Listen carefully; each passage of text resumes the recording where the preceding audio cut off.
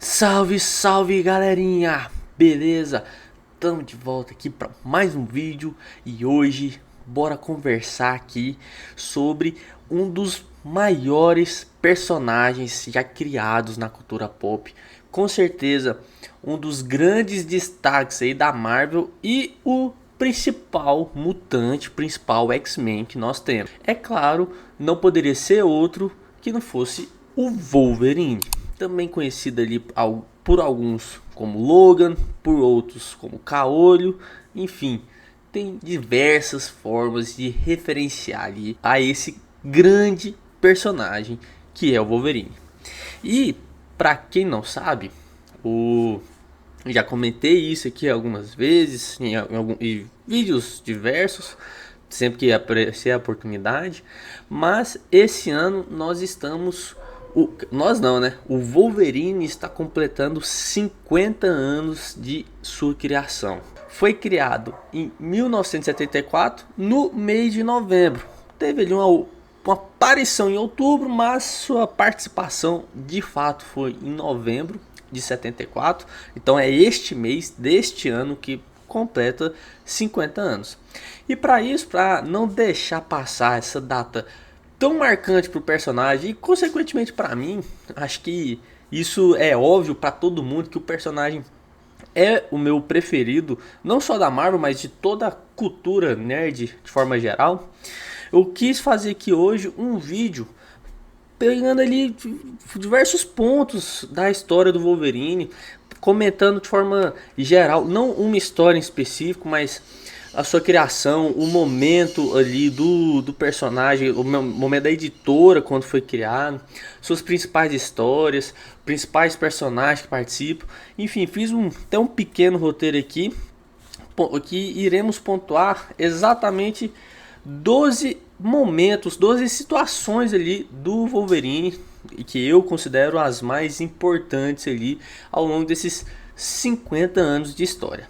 Beleza? Então, se você for interessado, continue aqui e bora pro vídeo. Como eu já disse a vocês, o Wolverine foi criado no ano de 1974. E esse é o momento em que os quadrinhos estão passando ali pelo que é conhecido como a Era de Bronze. E uma das grandes características dessa fase, dessa Era de Bronze, foram as histórias ali tendo uma abordagem um pouco mais política, um pouco mais social e consequentemente um período de um pouco mais de tensão nos quadrinhos.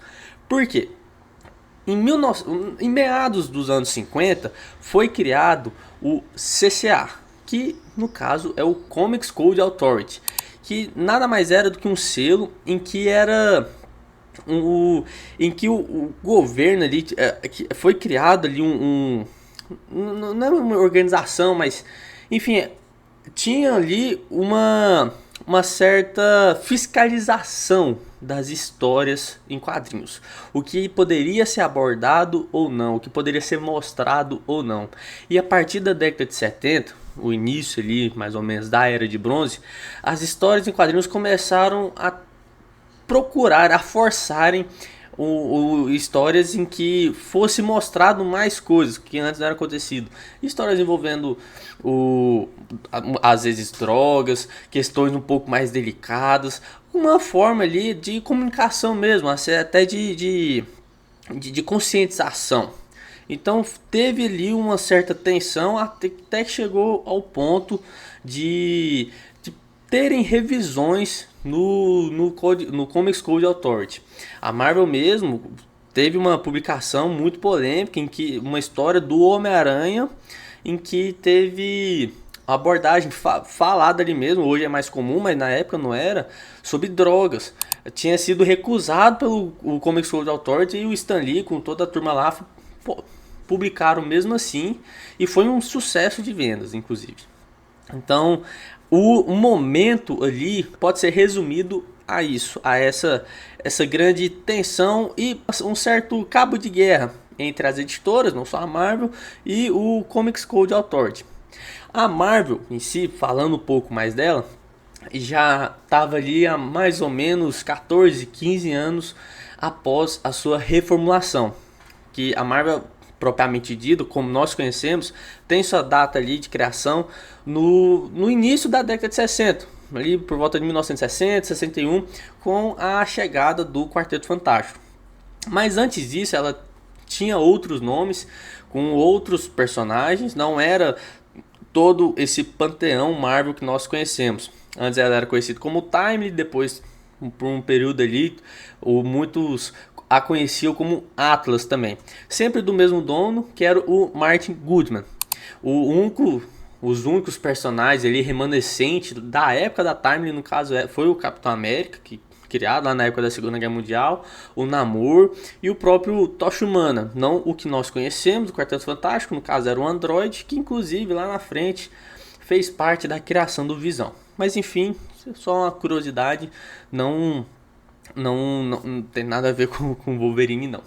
E o interessante desse 15 anos após a reformação da Marvel é porque estava começando a ter ali também uma certa reformulação nos artistas. Por quê? Quando a Marvel, criada ali em 1960, nós acabamos de falar que Quarteto Fantástico, logo depois ali a gente já teve o Homem-Aranha, e os seus criadores ali são pessoas que já trabalhavam nessa área. Seja o próprio Stan Lee, Jack Kirby, Steve Ditko e entre vários outros. A partir ali da década de 70 em diante, foram chegando novos artistas ali que cresceram lendo as HQs, vendo ali os personagens, seja esses da Marvel, seja outros antigos, enfim, cresceram nesse meio, diferentemente dessa primeira leva, porque eram ali antes uma simples profissão. Simples, né? Profissão, uma profissão como qualquer outra. Não, eu sou aqui o desenhista, não, eu sou um roteirista, enfim, sou um arte finalista. Beleza, era uma profissão, como qualquer outra. Essa segunda leva ali, a partir da década de 70, o pessoal ia trabalhar aquilo porque era fã. Não era porque era bom, simplesmente era bom naquilo, mas é porque ele gostava, cresceu lendo tudo aquilo, cresceu nesse mundo e veio querer trabalhar com isso. Um dos grandes nomes desse momento foi o Roy Thomas. Temos ali também o Len Wein também, se eu não me engano, veio nessa segunda leva. O Neil Adams veio também junto nesse pacotão. O Dennis O'Neil. Enfim, diversos artistas talentosíssimos cresceram lendo os HQs, consumindo esse material e decidiram, quando chegarem ali na fase de trabalhar, que queriam mexer com isso para o resto da vida. E começaram mais ou menos em meados ali da década de 70. Dado esse panorama geral, essa contextualização ali do momento da criação, vamos agora para a origem dos quadrinhos do Wolverine propriamente dito. Não a origem do personagem, essa vai ser um pouco mais à frente. E, como já dito também, foi ali no mês de outubro, novembro de 1974, na revista O Incrível Hulk, número 180 e 181. Por que eu tô falando outubro, novembro, 180, 181? Por conta de um fator ali muito simples. Na revista 180, que foi lançada em outubro de 74, o Wolverine aparece no último quadro. Então não teve ali uma certa participação do personagem. Ele simplesmente apareceu. Foi uma aparição apenas. Não teve nada ali com a história. Uma aparição que mostrava ali que ele estaria na edição seguinte. E em novembro de 74, na edição 181 do Incrível Hulk, ele de fato aparece e participa da história desde o seu início, desde o primeiro quadro. A história ali consiste em um Hulk estando mais tá nas florestas canadenses, tendo um embate com a lenda canadense lá local, que é a do Wendigo. E o governo canadense, sentindo ali a ameaça, o que pode dar algum problema, envia lá um dos seus principais soldados, que no caso era o Wolverine, para parar não só o Hulk, mas o Wendigo também. O plot é esse, o plot é bem simples, ele serve apenas ali como um simples antagonista. Ele não chega já com todas aquelas características usuais que nós conhecemos. Isso vai ser moldado mais à frente. Seus criadores são Len Wein, que era o roteirista da época, o roteirista do Incrível Hulk. Herb Trimpe foi o desenhista ali da história. E outros dois também que são creditados, e um deles gera um pouco de polêmica também, é o Roy Thomas, editor-chefe, e o diretor de arte da época, que é o John Romita Jr. Por que esses quatro criadores? O Len Wein e o Herb Trimpe sempre foram eles que escreveram e desenharam, desenvolveram toda a história. O Roy Thomas, ele em si que tem a polêmica lá de que mais recentemente foi até considerado um dos criadores também do personagem. Porque ele é o editor-chefe. Então, será que ele... Por que do Wolverine ele é considerado também? Mas há relatos, inclusive eu trouxe aqui, tem esse livro, o The Marvel Age of Comics, aqui justamente 61 a 78, que tem uma pequena passagem que mostra uma declaração do Herb Trimpe falando que a versão do John Romita, eu falei John Romita Jr., né? Cara, é o John Romita Sr., tá? Pelo amor de Deus, John Romita Jr. devia ser criancinha na época. Mas o Herb Trimpe falando que o John Romita Sr. informou ali que o Roy Thomas queria um personagem ali, o Wolverine, assim assado, pediu para ele desenhar. E o John Romita Sr. nem sabia que era o Wolverine. Para quem não sabe, o Wolverine é um bichinho canadense também, um bicho mesmo, que é conhecido, não vou dizer que é uma tradução livre, mas para nós seria como se fosse um carcaju, um texugo, acredito, que é descrito ali como um animal baixinho, raivoso, uma força extraordinária, principalmente pensando no seu tamanho, e com garras. Né? Aí você vê as semelhanças.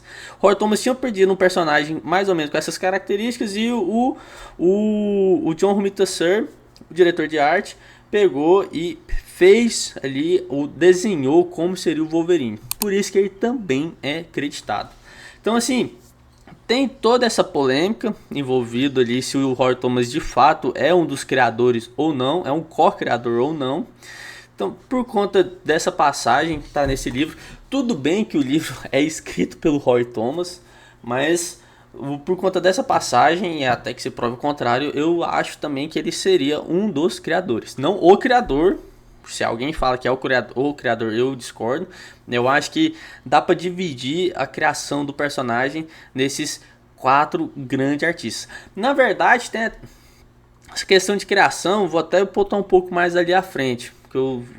Uma questão que eu vi uma vez no vídeo do Pipoca Nanquim que eu achei muito interessante. E é algo a se pensar, de fato. Mas daqui a pouco eu comento, vocês vão entender o porquê. Uma curiosidade também é que assim, ele foi criado inicialmente ali com um uniforme clássico amarelo, todo amarelo, com alguns detalhes, ombreira, o coturno lá todo em azul e alguns detalhes como se fosse listras mesmo. A máscara inicialmente ela tinha como se fosse uns bigodes assim, igual bigode de gato, sabe? Era algo até meio muito caricato que logo eles já deixaram de mão. E também uma curiosidade muito interessante é que inicialmente o Wolverine não tinha as garras.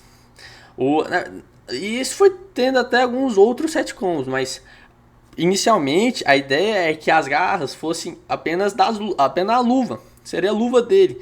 Só que logo já descartaram essa ideia, porque, porra, se o cara vai lá, vai coçar o rosto, pum, aí não ia entrar, a garra ia estar aqui, porra, ia foder tudo. Então, rapidamente passaram para um implante. Não era, de início, a ideia de ser algo... um poder dele também, um poder mutante dele. Não, seria um implante que teriam colocado lá, seria no programa Arma X. Mas, como eu disse, como nós já sabemos, teve um retcon que vai se tornar um poder dele também, o poder mutante, ter as garras no corpo. Mais ou menos um ano após a sua criação, ou seja, em 1975, o personagem já começou ali a receber um pouco mais do grande destaque que teria no futuro. Foi justamente na época em que as revistas dos X-Men não estavam no seu auge, não estavam tão bem quanto deveria e quanto viria a ser. E foi necessário uma reformulação na grande equipe ali dos mutantes. Para isso chamaram grandes nomes como Len Wein, o Chris Claremont, o Dave Crockett e futuramente ali até o próprio John Byrne entrando nessa leva. E nessa reformulação dos X-Men nós temos um pouco mais de representatividade. Eu lembro que eu falei lá da Era de Bronze que teve muitas questões sociais. Agora isso reflete nitidamente aqui nessa segunda gênese do X-Men. Que antes, quem que era ali o grupo principal, a primeira formação dos X-Men? O Professor Xavier, o Ciclope, a Jean Grey, o Fera e o Homem de Gelo, e o Arcanjo. Eram esses 6. O Professor Xavier era mais o líder de longe ali, né? Então eram 5 ali no campo de batalha e tal, beleza. Mas criaram ali uma história em que praticamente todo o grupo foi capturado, com exceção do Ciclope, do Professor Xavier, e foi necessário ali uma reformulação. Para isso, pegaram diversos mutantes ao redor de todo mundo. Tivemos a Tempestade, que vem diretamente do Cairo, se eu não me engano, o Colossus, que é russo, o Apache, que é ali o índio norte-americano, o Noturno, que é alemão, e, é claro, o Wolverine, que era canadense. Então você vê que não tinha nenhum novo mutante ali que era estadunidense mesmo, aquele padrão dos Estados Unidos.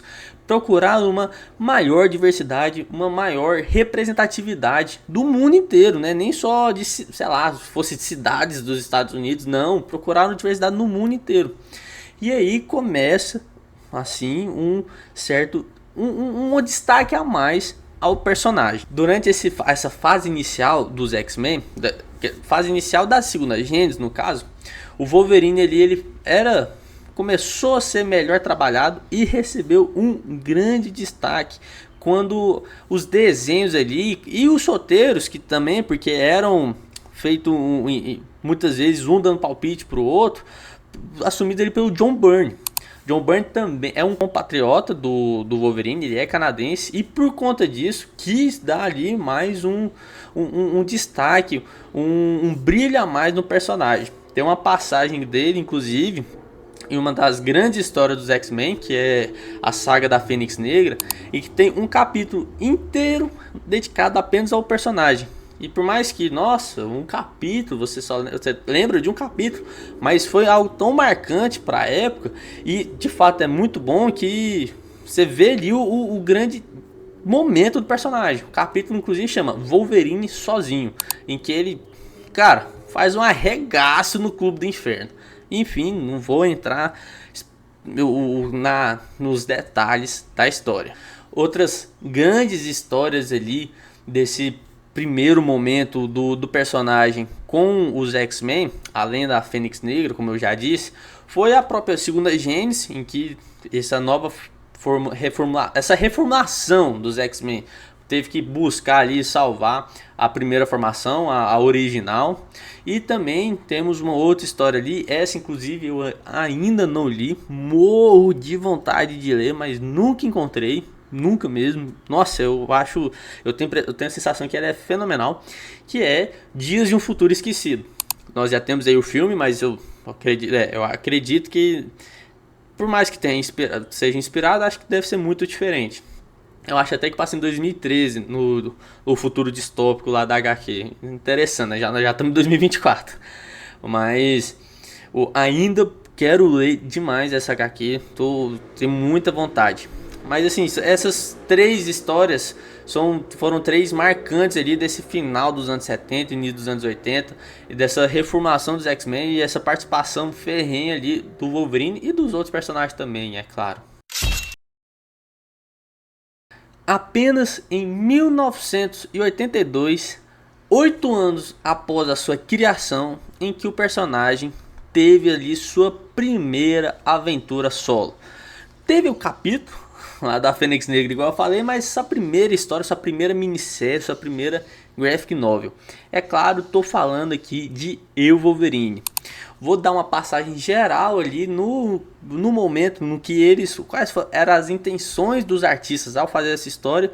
E se você ficar interessado na HQ, além de recomendar a vocês a leitura, que de fato é excepcional, eu já fiz um vídeo aqui no canal especificamente desse material, então caso não tenha conferido, confere lá também. E assim, a HQ é uma minissérie, uma graphic novelzinha de apenas 4 volumes, pequena ali, tem pouco mais de 100 páginas, super tranquilo de ler. E foi criado pelos grandes nomes dos quadrinhos, que era Chris Claremont e Frank Miller. Esse, na verdade, ainda não era tão famoso quanto viria a ser. Afinal de contas, tudo tem seu início, até mesmo o grande criador de Cavaleiro das Trevas. Então, ele estava ali mais no início de sua carreira. Chris Claremont também não era, já tinha certo destaque por conta dos X-Men, né? Mas resolveram juntar ali suas forças para fazer o personagem, para fazer uma história do personagem. E aqui eu quero comentar com vocês também, cortar a bola que eu levantei agora há pouco, que é para falar dos criadores, assim. Porque, como eu já tinha falado, eu vendo um vídeo lá do pessoal Pipoca Nanquim e eles comentando sobre quem de fato é o criador de um personagem. É quem realmente cria ou quem molda ele? Porque, vamos lá, quem criou lá em 1974 foram aqueles 4, né? Len Wein, Roy Thomas, Herbert Trimpe, John Romita Sr. Ok. Só que o personagem que nós conhecemos hoje, não vou dizer que tem nada a ver, mas é muito diferente daquele em específico. Ok, o visual ali é muito, ele sempre foi mudando e tal, mas mantém o padrão, mantém a base. Mas questão de personalidade, verdadeiramente falando, foi aqui, nessa história, Eu, Wolverine, em que foi definido, foi moldado mesmo e seguido ali à risca do futuro à frente aí nas histórias. Então, será que seria errado considerar o próprio Chris Claremont ao lado ali do Frank Miller? E aí poderíamos estender até o próprio John Byrne, que começou a dar uma pincelada nisso lá no período dele por trás dos X-Men, como criadores do personagem também. Beleza, o personagem já existia, mas a característica dele não. Aquilo ali foi moldado depois. E nós, como conhecemos, não é o Wolverine do Len Wein. Entendeu? Vocês estão entendendo o que eu quero dizer? Será que seria errado considerar ali o Chris Claremont um dos criadores do personagem? Não o criador, isso sim é errado, mas um dos grandes responsáveis. Porque, beleza, várias histórias ali, cada um pode botar a sua marca, mas são muito sutis. Aqui não, aqui a gente teve uma reformulação mesmo na personalidade. Vocês vão ver aqui o pequeno, o método deles que eles usaram para fazer isso com Wolverine. Então fica esse questionamento. Eu acho que foi muito válido quando eu vi isso no vídeo lá do pessoal do Pipoca Nanquim. Eu fiquei muito pensativo, achei massa a ideia e de fato não soube responder com propriedade, nem que sim nem que não, sabe? Porque faz sentido. Ele não foi o criador, ele não estava lá na origem do personagem. Mas o personagem que nós conhecemos hoje não é o da origem, ele foi moldado por ele. Cara, muito curioso isso, eu fiquei bem intrigado com essa questão, achei muito interessante. Fica aqui o questionamento a vocês e até comentem aqui o que vocês acham de toda essa questão. Então, vamos debater aqui, vamos conversar na amizade, aqui nos comentários, sabe? O que vocês consideram dessas questões. E assim, voltando agora pra HQ mesmo, pro Wolverine, ela foi ali, teve sua ideia numa viagem, na estrada ali dos dois, conversando sobre o personagem. E os dois inicialmente tinham o mesmo pensamento, de que Wolverine não era um personagem interessante para se fazer uma história. Até que um começou a falar como deveria ser, como eles, né, enxergavam o personagem, como eles enxergavam o Logan. E aí começou até a ideia. E qual que era o grande grande X ali do personagem, o X da questão ali do Wolverine, do Logan? Eles eram o povo, a indústria em geral retratava o personagem apenas como uma máquina de matar, uma máquina mortífera em que irracional, em que quando os X-Men precisavam de algo, estava mais tenso, o Wolverine ia lá e dava cabo de todo mundo. E eles não enxergavam o personagem assim. Eles queriam dar um pouco mais de profundidade. Para isso, eles enxergavam o Logan como um samurai defeituoso. Isso é próprias palavras do Frank Miller.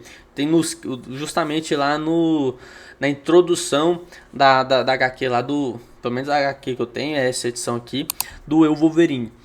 E qual que seria a ideia desse samurai defeituoso? Porque o samurai é aquele personagem todo que tem honra, que tem respeito, que faz as coisas corretamente. E o Wolverine tem tudo isso, só que não segue muito a linha, sabe? E querendo ou não, ele tem um lado animalesco também. E eles queriam trabalhar muito isso. E para isso, eles usaram um método que é muito interessante, que é onde eu volto aqui a bater na tecla. Será que isso não serve como uma criação? Porque eles desconstruíram o personagem para ele ser construído novamente. Ou seja, eles levaram o personagem até o fundo do poço e apresentaram um novo caminho. Como assim? O que aconteceu na história para isso? Tentar ser bem resumido aqui. O Wolverine tem um certo momento em que ele é humilhado pelo chefe lá dos Yashida, que era o pai do seu grande amor, da Mariko Yashida, a ponto de que ele é humilhado e se mostrado ali um lado animal. E o Japão, o Japão todo mundo sabe, toda essa questão de honra, né, e tudo mais. E o Wolverine praticamente cuspiu nisso e desrespeitou. Então, cara, foi jogado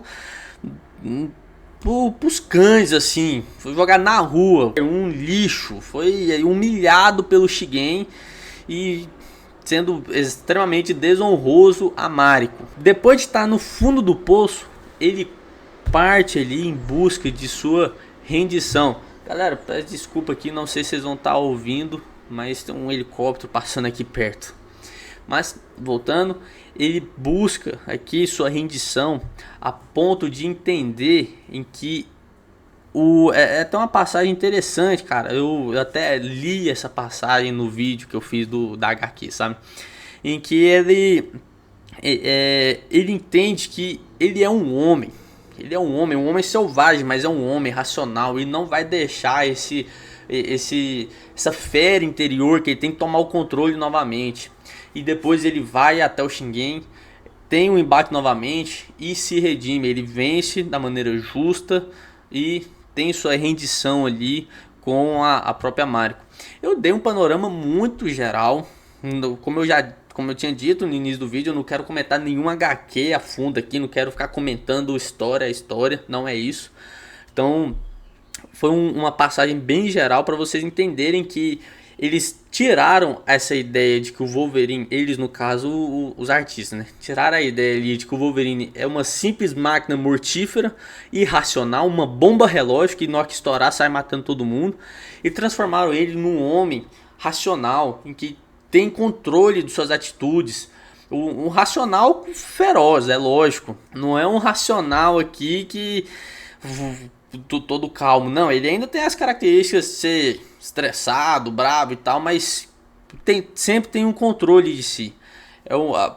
Tudo eu falando aqui pareceu ser muito simples, mas a passagem, isso mostrado na HQ é uma maneira fenomenal. Então, de novo, será que isso não pode contar ali que eles, né, seriam um dos criadores também, co-criadores do personagem? Cara, fica o questionamento. Apesar de ter ganhado sua primeira história no início dos anos 80, foi apenas no final dessa década em que ele recebeu ali sua série mensal. Afinal de contas, o Wolverine foi uma graphic novel, início, meio, fim ali em 4 edições, pronto, acabou.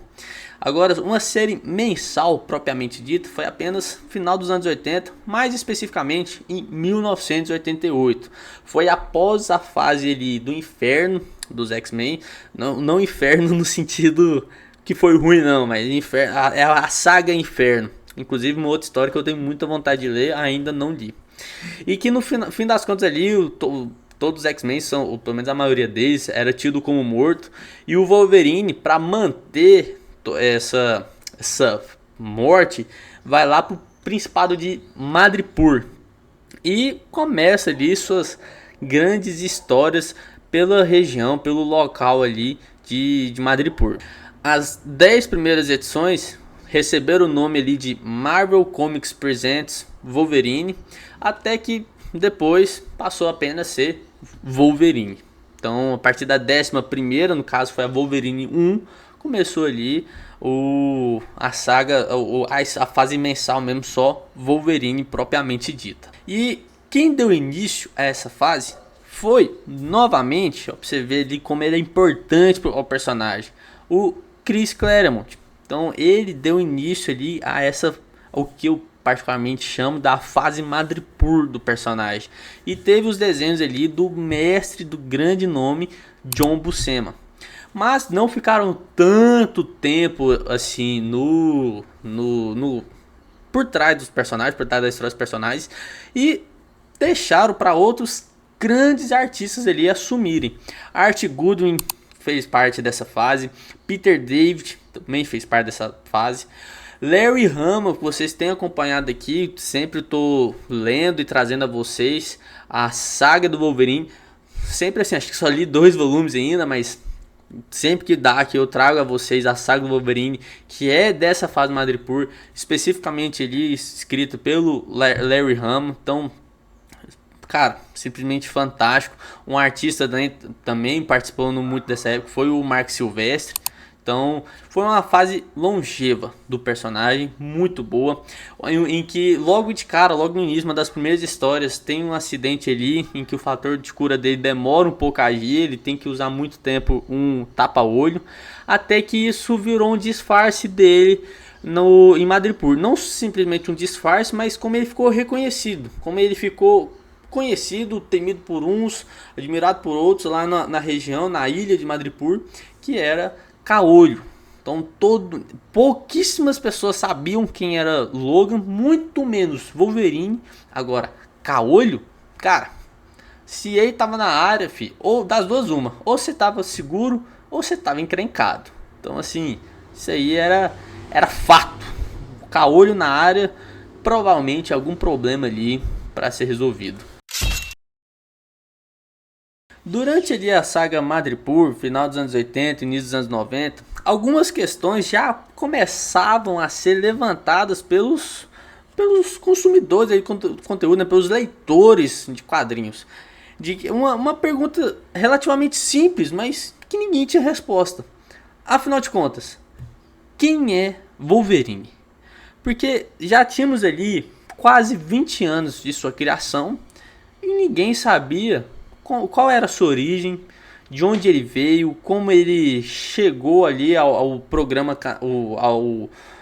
ao governo canadense para ter um embate ali com o Hulk. Enfim, daquele ponto para trás, a vida do Wolverine era simplesmente um mistério, muito até pros próprios personagens e para nós, leitores. E os artistas trabalhavam isso muito bem. A própria fase do Larry Hama lá em Madripoor, tem um momento lá que ele até sai de Madripoor, tá junto com seu amigo ali, o Pigmeu da Tropa Alpha. E tem um momento que eles são voltados ao passado, lá para a Guerra Civil Espanhola. Então, isso, se eu não me engano, é lá na década de 20. Vou pesquisar aqui certinho e ponho aqui a vocês. Mas, e o Wolverine já estava naquela época. Então, assim, putz, o Wolverine já estava aí e estava dessa forma. Então, e aí, quem que é o passado? Qual que é o passado do Wolverine? Ele participou então das guerras mundiais, tal? Como assim? Quem que é o personagem? Quem que é? E foi criando muito esse mistério ali em volta do personagem. Afinal de contas, ele não tinha origem, nós não sabíamos a sua idade, tinha participações ali nesses grandes eventos do século XX. Ele sempre tinha ali uma questão da sua perca de memória, ele não sabia as coisas que aconteciam, o que tinha acontecido com ele. E claro, tem ali o fator adamantio, né? Afinal de contas, ele nasceu com isso, foi colocado nele. O que aconteceu? Ninguém sabia. Isso era mutação dele, não era, foi implante. O que aconteceu? Não teve, não tinha explicação. Até que em 1991, uma parte do seu passado foi preenchido. Barry Windsor Smith. Esse é o nome do grande responsável por escrever, desenhar e arte finalizar um dos grandes momentos do Wolverine, por preencher um dos grandes vazios de seu passado, que foi ali a implantação do grande metal, do resistente metal e famoso adamantio em seu corpo e em seu esqueleto, na história e programa Arma X. Saiu, como eu já disse, em 1991, em 3 edições da Marvel Comics Presents Weapon X. No caso foi da 72 a 84. E assim, essa é uma outra história em que eu também já fiz um vídeo aqui. Então, caso você não tenha visto e tenha interesse, leia também. É um pouco mais densa do que o Eu Wolverine, mas tão importante quanto ali para o personagem. E assim, é sem sombra de dúvidas o evento mais traumático na vida do personagem. E se tem um personagem que já sofreu muito, foi o Wolverine. Isso aí não tem como negar. O simples fato de viver por muitos anos, você ter diversas perdas e presenciar diversos momentos ali de caos e destruição, já é algo traumático. Mas não tem nada que chegou ali perto do que Arma X, do que o programa Arma X fez com o personagem. Afinal de contas, você ter todo o seu esqueleto revestido por um metal extremamente duro, pesado, e por mais que ajude ele, já foi mostrado diversas vezes que prejudica o personagem também, não deve ter sido fácil. E assim, o grande propósito desse programa era criar ali um exército de um homem só. Algo muito similar ao próprio Capitão América, com o soro de super soldado e tal, mas aqui um pouco mais elaborado, porque a intenção era controlar o Wolverine, ter sua cabeça ali ao bel prazer dos seus controladores. E ele seria ali uma máquina de matar mesmo, selvagem e controlável ali. Afinal de contas, ele teria o poder mutante, então seria tranquilo levar tiro e o cara a 4. E ele seria, justamente por conta desse seu poder, uma das poucas pessoas que poderiam sobreviver ali ao programa Arma X. E aqui fica uma questão, cabe ali a interpretação de cada um. Eu particularmente tenho essa, em que tem uma passagem muito interessante ali, em que um dos internos ali, um dos soldados do programa Arma X, vigiando o Logan, tá em um tanque, todo dopado e cheio de agulha e tal, e de repente começa a sair as garras. Assim, o pessoal, todo mundo ali fica incrédulo e tal, fica assustado com isso, não sabia disso. Então, a minha interpretação é que ele já tinha as garras de fato ali de osso. A gente ainda não tinha a origem do personagem aqui, mas ele já tinha as garras de osso que foram revestidas também naturalmente pelo adamantio. Há quem possa pensar ali que teria sido um implante, mas eu particularmente gosto de pensar que o Barry Windsor Smith pensou ali do que já quis colocar essa pulga atrás da orelha, sabe? Em que surgiu as garras ali de uma forma até involuntária, mesmo o Wolverine estando sedado, ele ainda lutando, sabe? E sacando as garras e agora já com adamantio. Então, eu particularmente gosto de ter esse pensamento, gosto de ter essa interpretação. Não dou todos os créditos pelo poder das garras à história origem. Eu passo um pouco dos créditos para a HQ do Arma X também.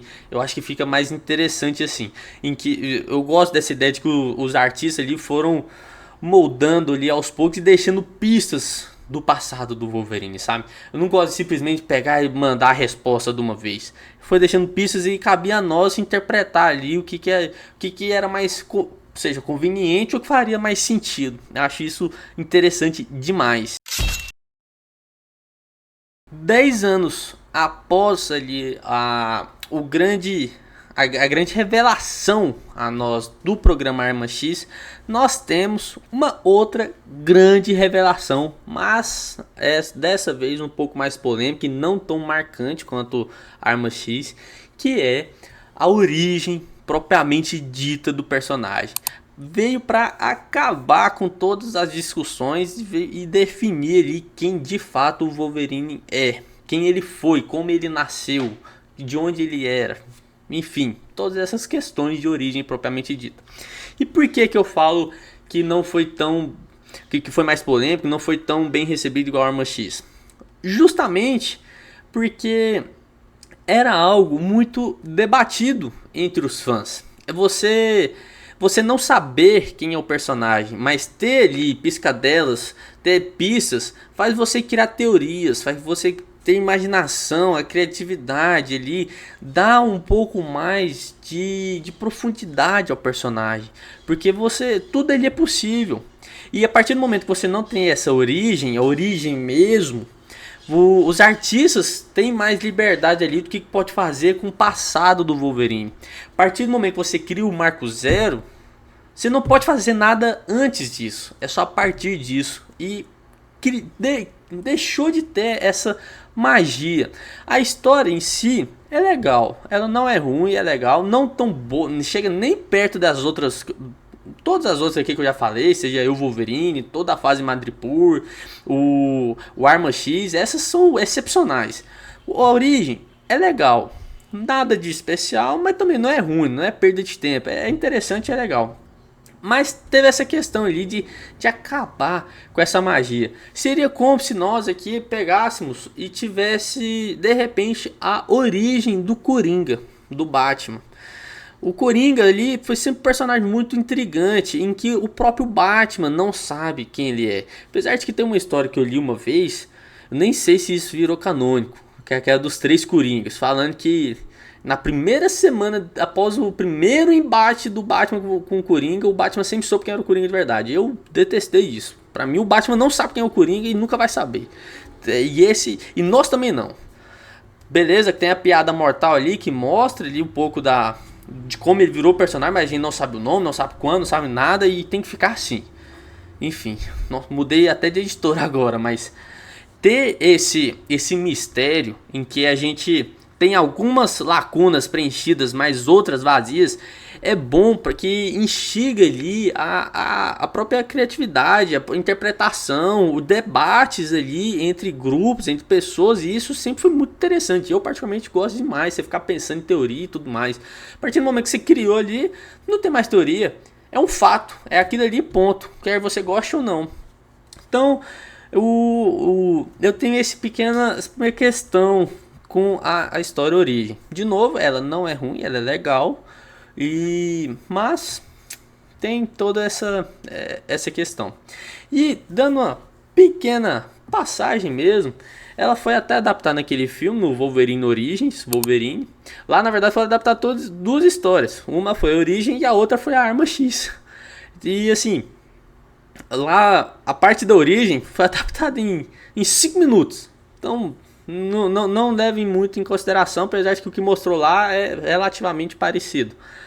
Mas o Wolverine, no caso o Logan, teve o seu nome de batismo era James Howlett. E ele veio de uma família muito nobre, muito rica lá do Canadá. E ele sempre foi uma criança extremamente debilitada. Facilmente ficava doente, facilmente se machucava e tudo. Então assim, tinha ali a necessidade de ter sempre alguém por perto para evitar algo pior. Até contrataram lá uma menina para poder ficar de olho nele, no caso era a Rose. E eles sempre brincavam com o cão. O cão, no caso, era o filho ali do caseiro. E que o filho do caseiro, que era... Quer dizer, o caseiro chamava Thomas Logan. E quando a gente vê ele desenhado, é interessante, porque o visual é igualzinho do Wolverine. E você já fica assim, com a pulga atrás da orelha, apesar de que já ficou nítido. Você já entendeu ali a questão, um possível plot. Até que é revelado mesmo. E a gente vê que o Logan, no caso, o James Howlett, o Wolverine, ele, no caso, é um bastardo. Ele não é filho lá dos Howlett. Sua mãe teve um caso com um caseiro. E no momento de surto ali, que o caseiro mata o que seria o seu pai, ele tem esse evento traumático e seu poder despertado. No caso, as garras de osso. E você vê, curiosamente, né?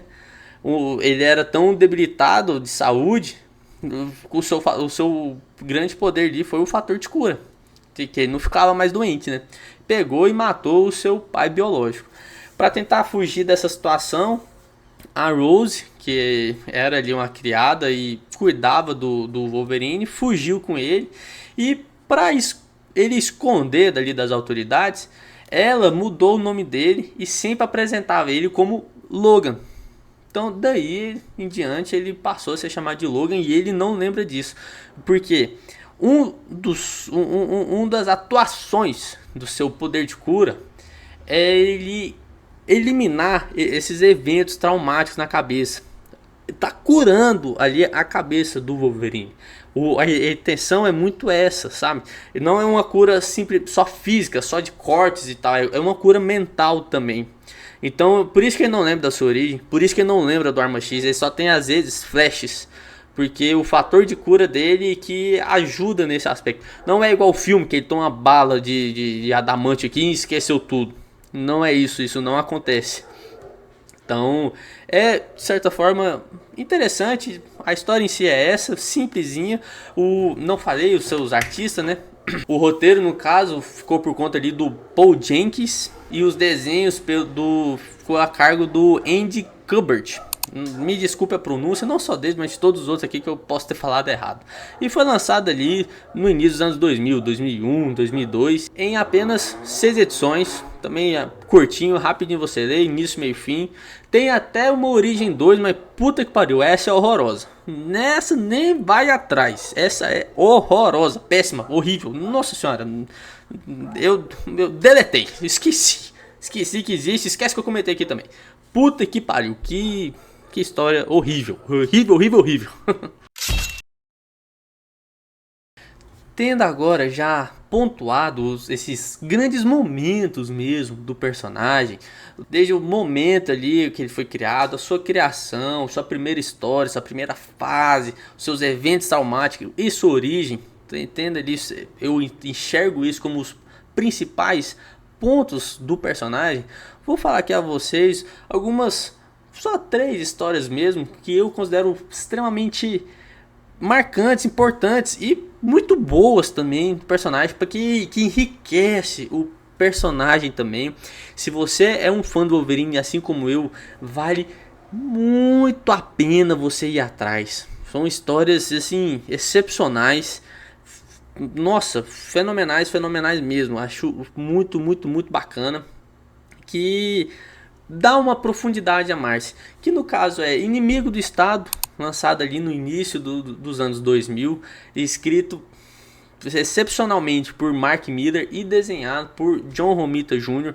Isso mostrei inclusive, essa HQ eu mostrei inclusive no vídeo da última que eu fiz da CCXP, que eu quero pegar esse autógrafo do John Romita Jr. e quem sabe um dia do Mark Miller. Nossa, isso, porra, ia ser maravilhoso. Outra história também ali do Mark Miller, e essa é uma um pouco mais polêmica também, é Velho Logan, uma que eu também já tem vídeo aqui no canal, que mostra ali um futuro distópico, um futuro em que os vilões venceram e ele, cara, um dos poucos sobreviventes, um dos poucos heróis sobreviventes é o Wolverine, no caso ali o Velho Logan, ele já são muitos anos na frente, ele já tá velho mesmo com seu fator de cura. Então, é uma pegada bem legal, muito massa, um blockbuster sim, HQ fenomenal. E uma terceira história, essa lançada lá nos anos 80, nos anos 90, que é Wolverine e Destrutor, Fusão, desenhado pelo Walter Simonson e o John J.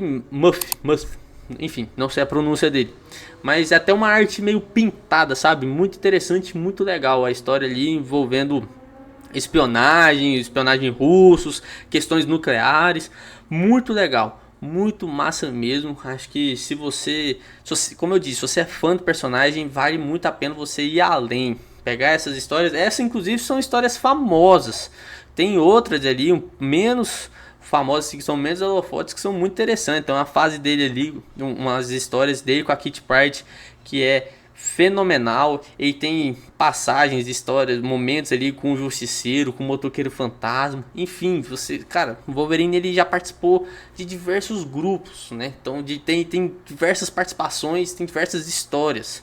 Até falando isso um pouco dos grupos também, além dos X-Men, obviamente, ele já foi dos Vingadores, ele já foi da X-Force, já foi da Tropa Alpha, porra, enfim, já X-Factor.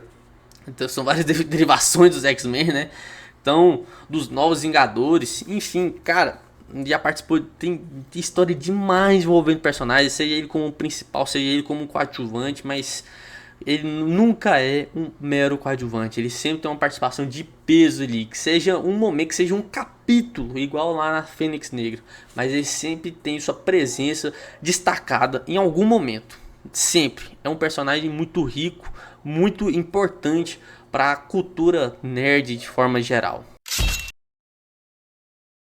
E durante toda essa longa vida dele, durante todos esses 50 anos, ele foi colecionando, vamos dizer assim, alguns personagens recorrentes em suas histórias, seja vilões, sejam amigos, sejam interesses amorosos, e vamos falar aqui um pouco deles, assim, uma passagem geral. De vilões, é claro, o grande destaque ali é o Dentes de Sabre. O personagem ali já foi tido como irmão, não é, já foi tido como pai do Wolverine, também não é. A origem veio aqui para acabar com tudo isso. Por mais que tenha aquele o filho do caseiro lá na origem, que era chamado como Cão, muita gente achava que ele era o Dente de Sabre, mas não é também, nunca foi mostrado que era.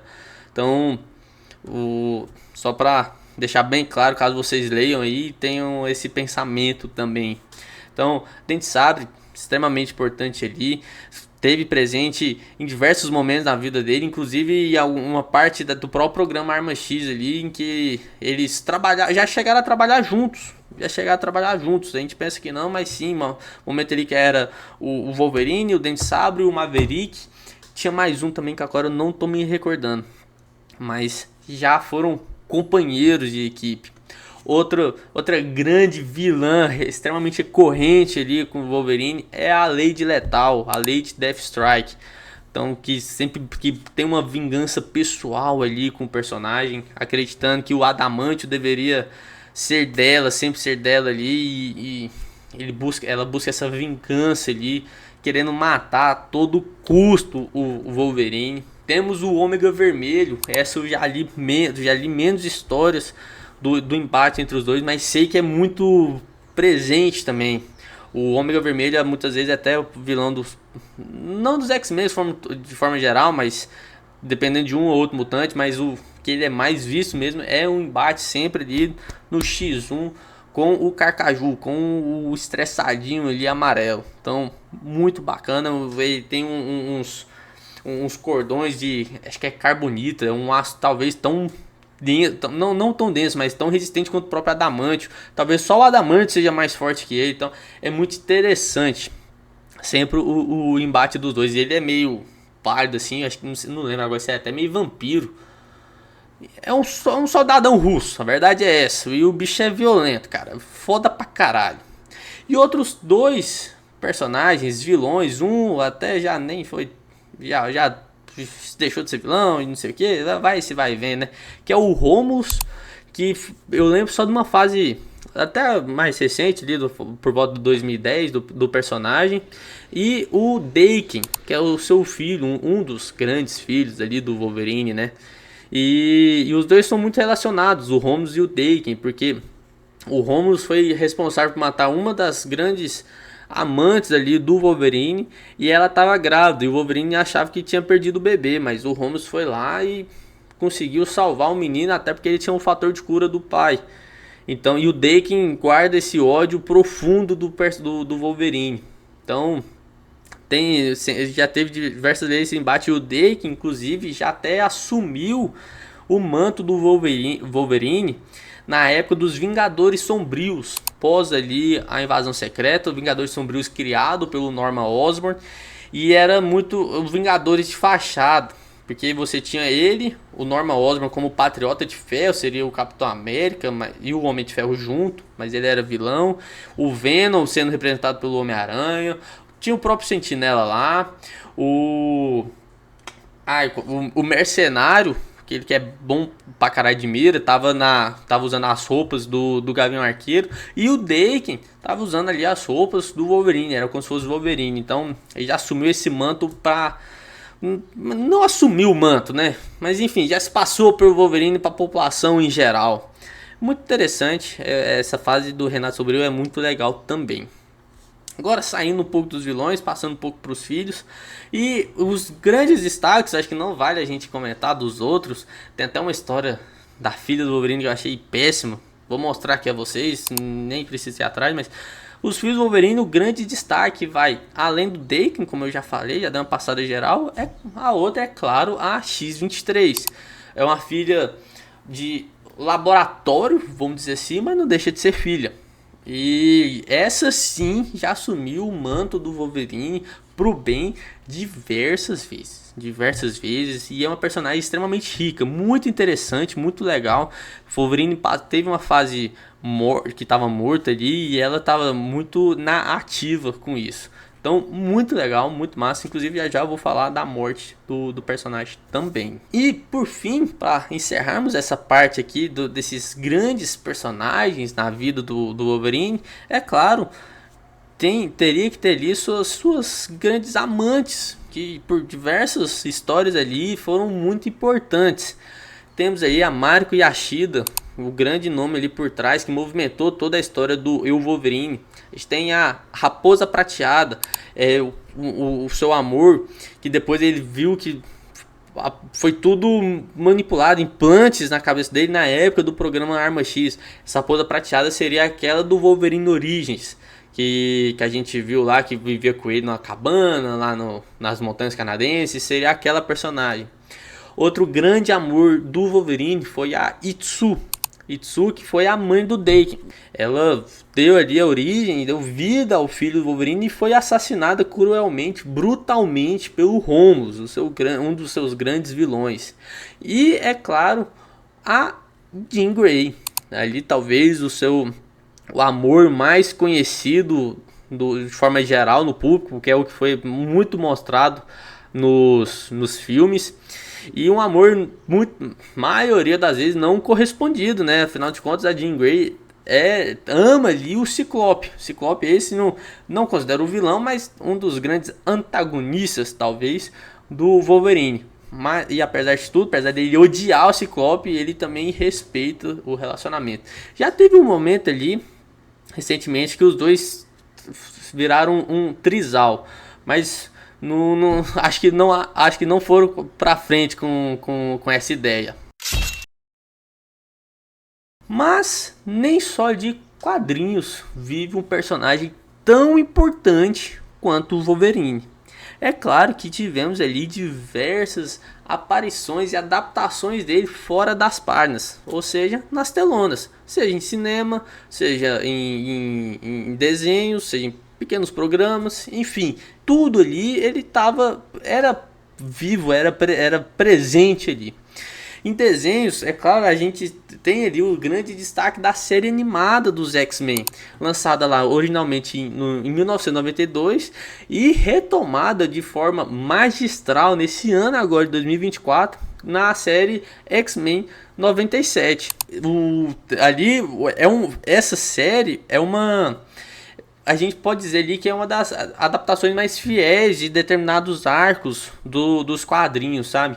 Ela é claro que mesmo sendo desenho, é necessário ele fazer uma alteração ou outra, mas é o que mais flerta com os quadrinhos propriamente dito. Tem episódios dedicados a personagens, então, consequentemente, tem episódios dedicados apenas ao Wolverine. E assim, é muito interessante a gente ver ali tudo que a gente lê, a gente poder assistir, sabe? Grandes sagas como a própria Fênix Negra tem, a própria a que eu falei que eu queria ler, porra, Dias de Futuro Esquecido tem, a saga Inferno tem, enfim, porra, tem um monte de sagas ali que foram adaptadas. Deus Ama e o Homem Mata também foi adaptado lá a fase esqueci o cara lá, que é um radical, esqueci o nome dele, vou botar aqui pra vocês. Enfim, X-Men, a série animada, é muito bom, principalmente porque a gente tem esse diálogo direto com as HQs. O que não invalida, que não deixa as outras adaptações, os outros desenhos ruins.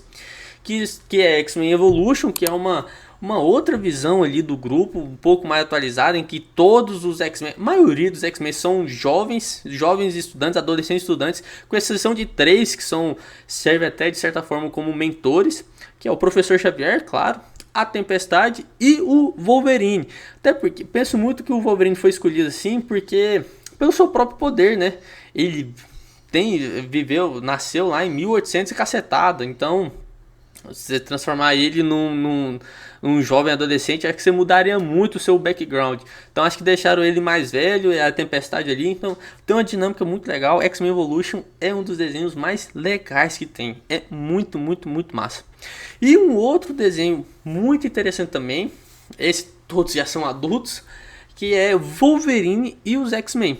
Você vê o próprio personagem ali, muito destacado, afinal de contas ele é o principal. Nesse caso, ele é o principal, talvez ele muito inspirado pelos próprios filmes. O iniciado lá pelo Bryan Singer, tendo o Hugh Jackman vivendo na pele ali do personagem. Então, esse eu acredito que são os principais desenhos envolvendo ali os X-Men. Mas, como eu disse, o Wolverine sempre tem participações. Tem muitos desenhos do Homem-Aranha que ele participa, desenho dos Vingadores que ele participa. Tem um até que é o Esquadrão de Super-Herói, que são todo mundo os heróis são tudo pequenininho, é mais caricato, mas muito legal também, era muito interessante, adorava ver quando era menor. Então, é muito legal também. Passando agora para a versão live action, essa em si é mais marcante ainda, e essa, creio eu, consolidou ali a importância do personagem para Marvel. Porque até o final dos anos 90, ou seja, só nos quadrinhos, o Wolverine já era um dos grandes personagens, já era um mutante, o X-Men mais importante ali que a Marvel tinha. Mas a partir dos anos 2000, além de continuar essa importância nos quadrinhos, né, claro, mas os filmes conseguiram consolidar isso, porque pegou uma fase ali totalmente diferente de hoje, uma fase em que a adaptação em quadrinho não era visto como algo viável e tal, e você pegar e adaptar os X-Men, não só os X-Men, mas o próprio Homem-Aranha, e ser tão bem recebido assim, cara, é um marco. E querendo ou não, o grande destaque dos filmes dos X-Men é o Wolverine do Hugh Jackman, o único ator até o momento que deu vida ao personagem nas telonas. Eu não considero lá o X-Men Origins Wolverine, lá teve a criança que era o Wolverine, mas porra, o Wolverine mesmo só foi o Hugh Jackman. Até agora. Mentira, teve o Henry Cavill, é verdade. Deadpool e Wolverine, tinha esquecido. É verdade. O Henry Cavill fez uma participação. Mas enfim, o Marco é o Hugh Jackman. E assim, por mais que o Wolverine tenha sido ali sempre o principal nos filmes, nas HQs, ele não era, sabe? Ele era o mais importante, mais famoso, mas ele nunca foi o líder dos X-Men, sempre foi o Ciclope. Ali nos filmes, ele foi retratado ali aos poucos até como líder também. Você vê a importância do personagem, o tão grande que ele era nos quadrinhos e passou para os filmes. Tanto é que quem só vê o filme pensa que o Wolverine sempre foi o líder dos X-Men, sempre foi o grande maioral ali, e não. Ele sempre foi um cara a quem todos podiam se contar, era o mais famoso, que o público em geral mais gostava, mas o líder sempre foi o Ciclope. Conforme mostrado agora, mais recentemente, no X-Men 97. Então assim, só pra gente ver a importância, o tão grande que é ali o personagem, a ponto de fazer toda uma saga de filme. Cara, e foram muitos filmes. Afinal de contas, 24 anos e contando. Temos aí X-Men 1, X-Men 2, X-Men 3, o confronto final. X-Men, o Primeira Classe tem uma participação, uma cena. O Dias do Futuro Esquecido, porra, um dos melhores filmes do X-Men, só perto do X-Men 2. Tem ali o Apocalipse, que é a melhor cena do X-Men Apocalipse, que é... Eu ia falar que é a única que presta, mas tem uma outra boa também. Mas a melhor cena é do Wolverine lá no programa Arma X. Aí depois tem aquela merda lá que é Fênix Negra, que é horrível aquele filme e o Wolverine não aparece. Aí tem lá X-Men Origins Wolverine, Wolverine Imortal, Logan, que é um dos melhores, facilmente top 3 filmes de super-herói que já existe, pelo menos na minha opinião. E aí por último agora Deadpool e Wolverine, simplesmente um espetáculo. Um espetáculo, também tem vídeo aqui no canal, se você não viu, confere lá. Então assim, você vê ali a força, a partir dos anos 2000, a força que o Wolverine teve em adaptações. Assim, a presença, a onipresença dele em todos os aspectos, seja filme, desenho, seja ele como principal, coadjuvante, ele sempre estava lá.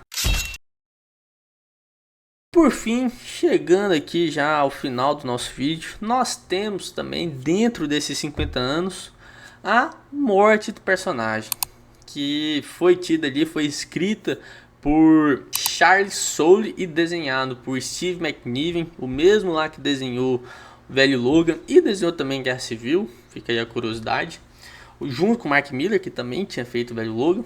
Enfim, voltando agora, e foi ali em 2014, e foi uma história que eu particularmente, cara, não sei se eu curti muito, sabe? Eu acho que a ideia foi muito legal, mas poderia ter sido mais épico. Que acho que um personagem nessa envergadura merecia um fim mais épico, mais digno, sabe?